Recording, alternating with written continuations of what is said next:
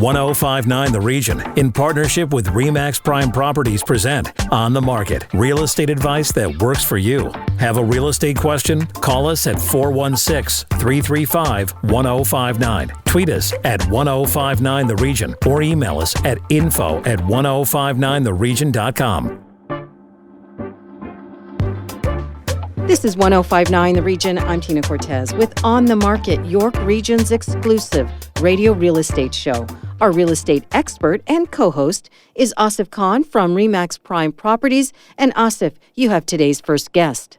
Thank you, Tina. Joining us next is Tim Hudak, CEO of the Ontario Real Estate Association and a friend of On the Market. Tim, welcome back. Yeah, Asif, great to be back on the market with you and Tina. I hope that you're having a good summer. It's been a bit of a different market since the last time we were on, and some exciting changes happening at the provincial level. There sure are. And speaking of the changes at the provincial level, Tim, tell us a little bit about the Strong Mayors Building Homes Act that was just announced. Yeah, so, when the Doug Ford government was reelected, I was very pleased, Asif, that one of the priorities that they outlined in taking office was to get more homes built. More homes that will be affordable to average hardworking Canadians, increasing supply out there for first-time buyers and move-up buyers when the kids come along, and quality rentals as well. And a view also that we need to, we've got to stand up to the NIMBY forces to try to shut everything down, speed up the approval process, get the costs down. So all of that was a really good theme. And then the next day, they announced this Strong Mayors legislation, and the main reason why they want to have what they call the Strong Mayors in Toronto and Ottawa, and perhaps some other cities, is to focus on housing. They tied the two together. So at OREA, we were very excited to see this initiative because we do believe that with the right leadership in our major cities, we can get more homes built that people can actually afford.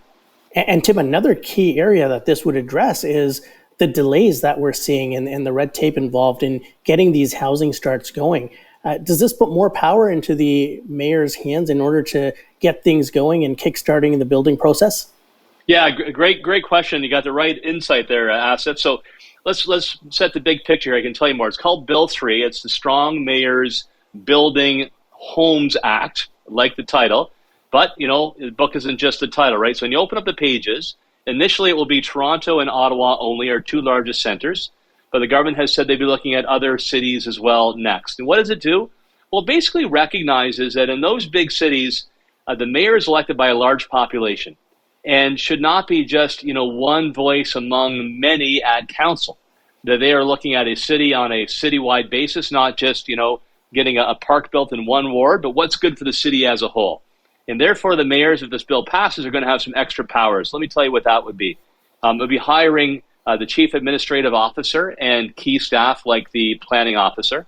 It would involve presenting key priorities that meet with provincial priorities to council for a vote. So that would be issues like getting more housing built, and transit would be another example of that. The mayor would have vetoes of things that do not fit with the mayor's viewpoint. 2/3 of council would have to override the veto. So a significant increase, as well as developing a budget. To get back to your question, one of the provincial priorities is housing. So we see a lot of scope here for the mayor of Toronto or Ottawa to say, we're going to be changing these zoning rules. We're going to clean up this process. It shouldn't take you 3, 4, or 5 years to get a home built.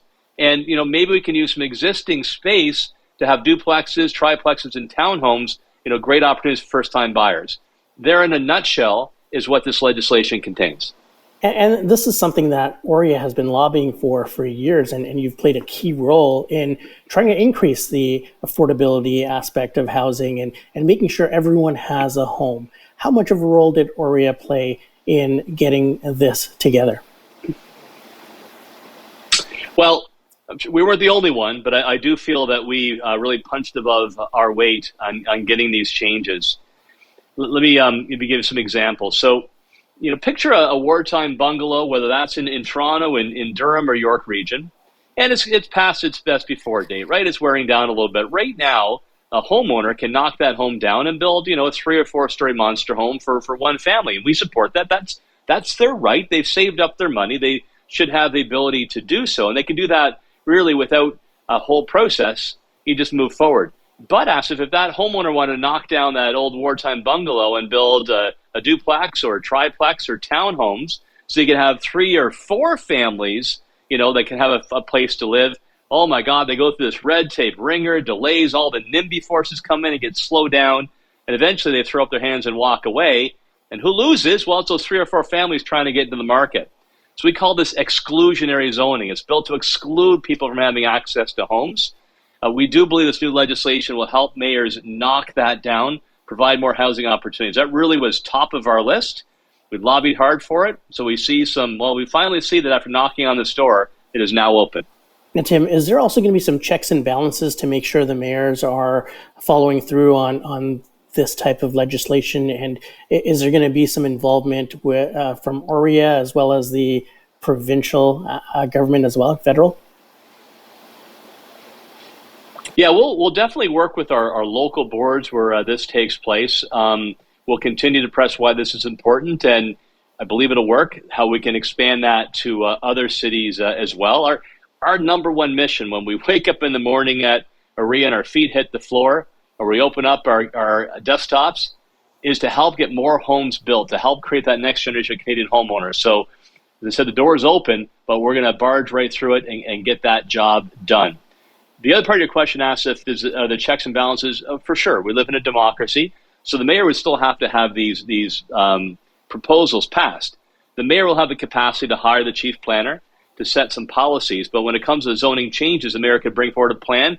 He'll still have to have a vote of council to approve it. Tim, for our listeners on the show, do you have anything that you want to convey to them in terms of how much of a role this is going to play in the $1.5 million home plan?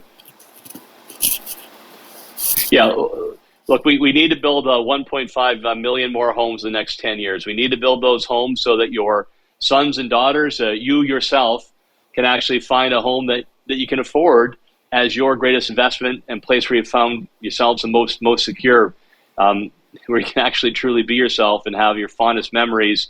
As Judy Garland famously once said as Dorothy, there's no place like home. So help is on the way. What do I need from the listeners out there, whether they're first-time buyers or they're investors or moms and dads of folks who want to get in the marketplace? Contact your MPP. Tell them that you like the Strong Mayor, More Homes legislation, and that's just a good start. I worry, Asif, that if we hit the brakes, that we don't keep pushing on creating more homes, then we're going to lose a lot of that young talent to other states and provinces. And help certainly does sound like it's on the way. And Tim, thank you for your help with everything that you and OREA have done to promote affordable homeownership. And thank you for joining On the Market. Absolutely, Asif. Great to hear from you again. Great job at On the Market. An honor to be on, and congratulations on your own personal success. I see that you're racking up awards. You've expanded your business, well-deserved. People trust your judgment, and it's great to see that taking place in the marketplace like that. Thank you very much, and to you as well. Thanks a lot, and we'll talk to you soon. Thank you. After the break, the appraisal process in the current real estate market. This is On the Market on 105.9 The Region. Stay with us. Need to connect with Asif Khan from RE/MAX Prime Properties? Call him 416-985-KHAN. That's 416-985-5426. Or email asif@thehomeshop.ca. Now back to On the Market on 105.9 The Region. Welcome back to On the Market, York Region's exclusive radio real estate show on 105.9 The Region. I'm Tina Cortez, and our real estate expert is Asif Khan from RE/MAX Prime Properties.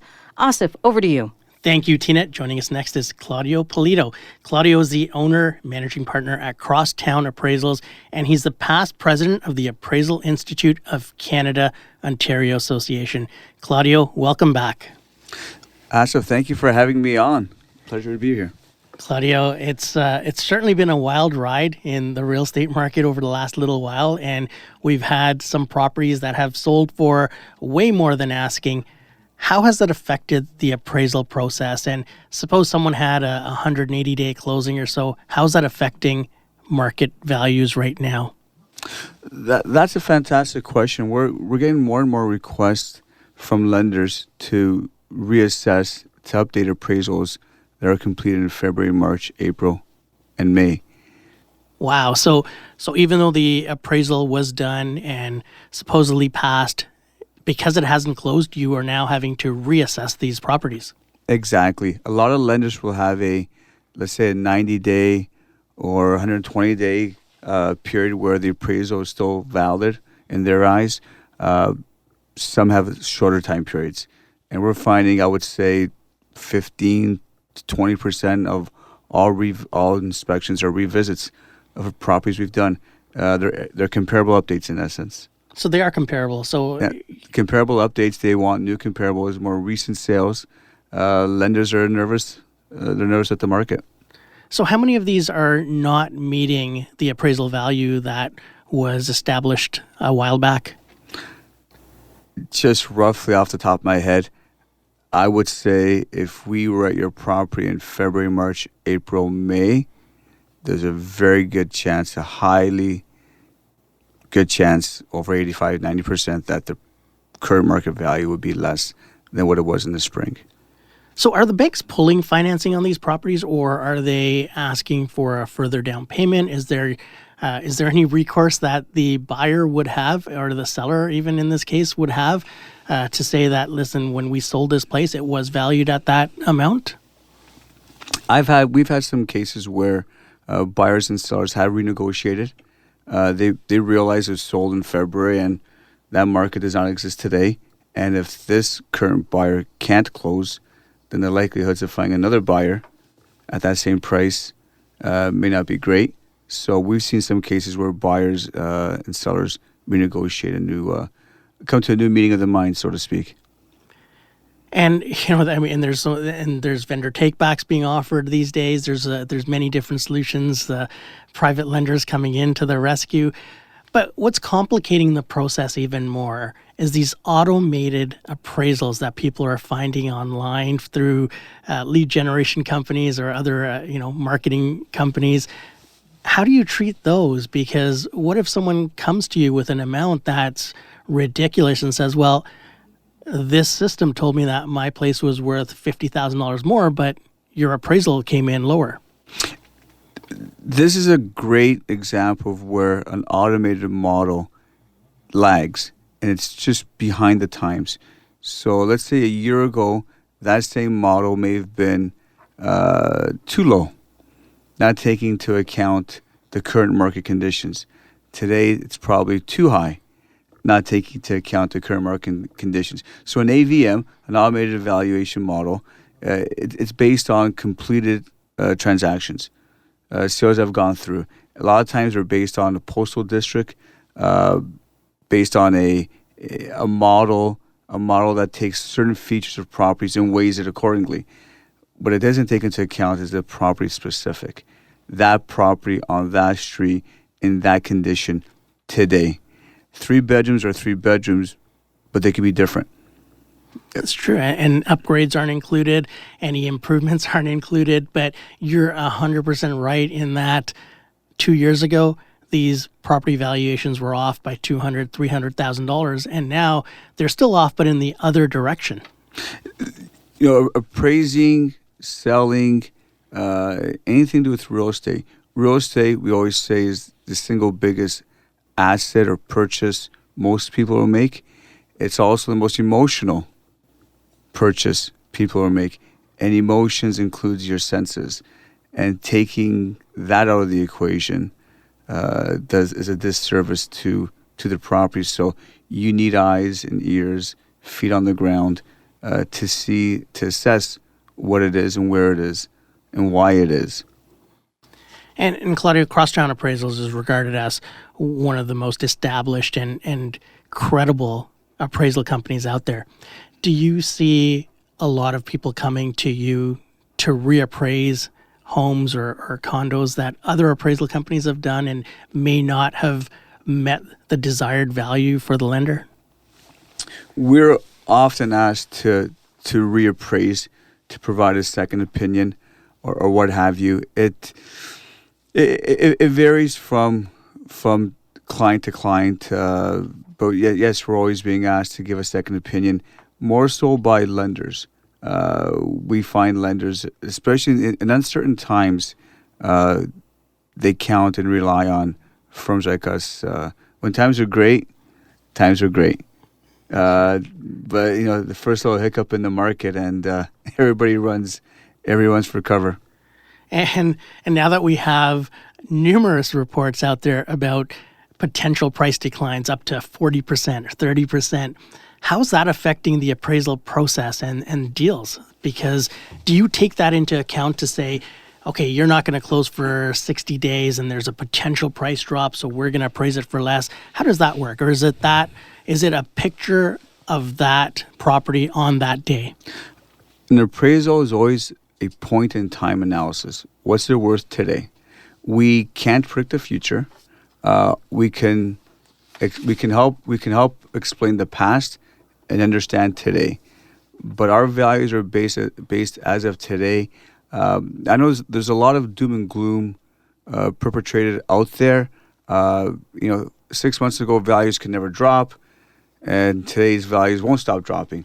My experience has been a little different. Good neighborhoods, high demand neighborhoods will always be in demand.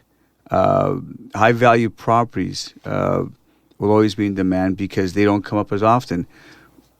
Properties or neighborhoods that are indistinguishable from the other, those seem to suffer the most in these downturns in the marketplace. They're easily replaceable.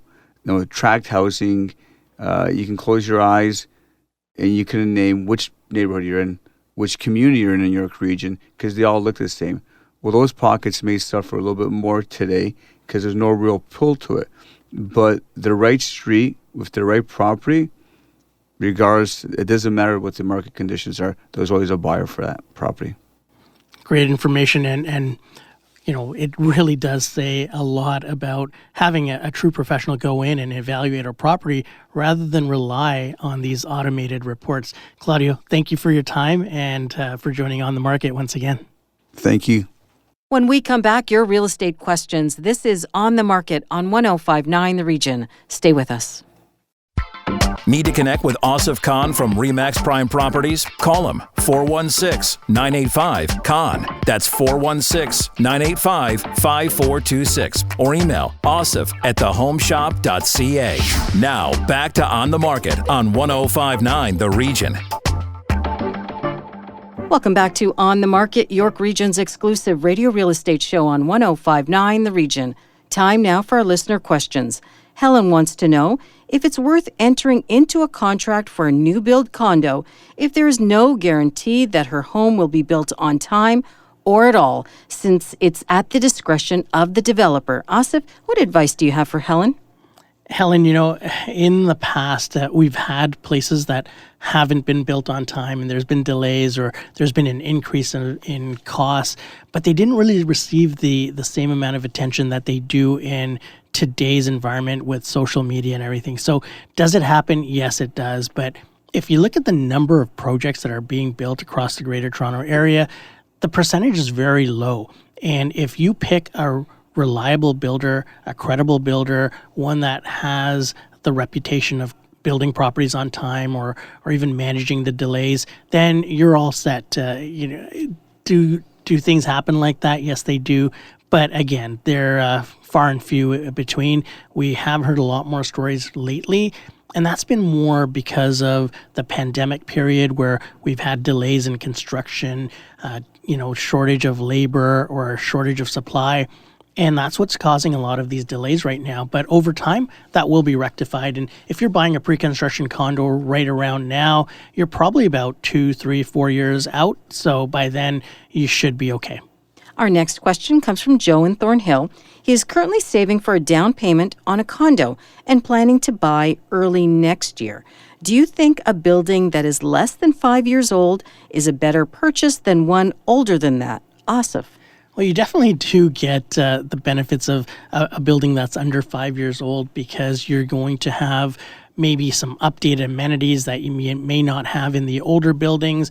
Your maintenance fees may be a little bit lower as well because the older buildings, over time, they need more attention, they need more work, and the maintenance fees does go up. Your TMI does go up as well. So you're starting to pay a little bit more per square foot than you would be in a newer building. But at the same time, with a newer building, you've also got expenses that are going to be creeping up. So it is going to increase over time.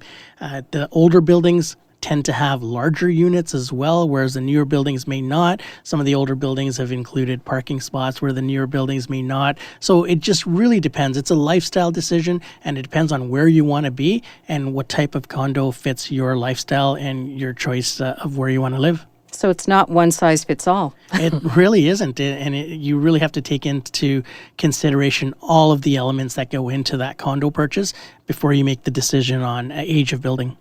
As a reminder, you can send your questions anytime to info@1059theregion.com. But Asif, if our listeners prefer to contact you directly, how can they do that? Tina, they can reach me at 416-985-KHAN. That's 416-985-5426. If you missed any part of our show, go to 1059theregion.com or wherever you get your favorite podcasts, including Apple Podcasts, Spotify, Google Podcasts, Amazon Music, and Audible. I'm Tina Cortez. Thank you for listening. Need to connect with Asif Khan from RE/MAX Prime Properties? Call him 416-985-KHAN. That's 416-985-5426 or email asif@thehomeshop.ca.